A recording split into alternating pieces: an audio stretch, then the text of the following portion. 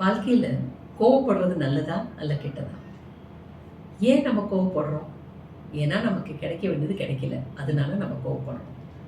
கிடைச்சிச்சுன்னா சந்தோஷப்படுறோம். கிடைக்கலைன்னா அத பத்தி கோவப்படுறோம். அதனால தான் இன்னைக்கு உங்களுக்கு ஒரு குட்டி கதையோட வந்திருக்கேன். அர்ஜுன் ஒரு குட்டி பையன் இருந்தானாம். அந்த பையன் ஆசைப்படுறது, நினைச்சது எல்லாம் கிடைச்சா தான் சந்தோஷமா இருப்பானாம். இல்லாட்டினா என்ன செய்வானா, எல்லாத்தையும் தூக்கி போட்டு உடைக்க ஆரம்பிச்சுருவானாம். இல்லன்னா கத்த ஆரம்பிச்சுருவானாம் வீட்ல. அப்படியே உருண்டு பெரண்டு கத்த ஆரம்பிச்சுருவானாம். இப்படியே இருக்கும்போது தாத்தா பார்த்துக்கிட்டே இருந்தவர், சரி தம்பி ஒண்ணே ஒண்ணு செய்றியா? ஒரு பாத்திரத்துல தண்ணி எடுத்துட்டு போய் ஸ்டவ்ல வச்சு கொதிக்க வையி அப்படின்னு சொன்னாராம்.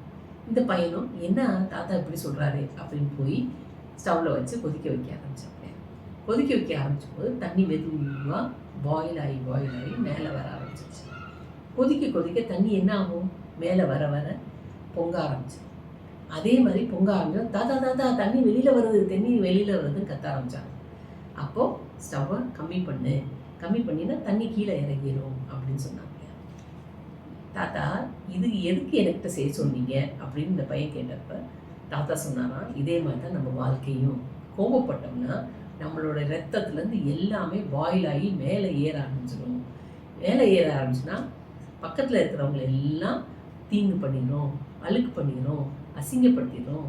அதனால் நம்ம மனசை நம்ம தைரியமாக வச்சுக்கணும்னா கோபப்படக்கூடாது.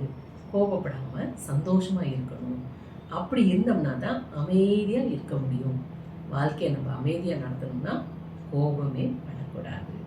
நீங்கள் கோபப்படுவீங்களா? படாதீங்க. தேங்க்யூ.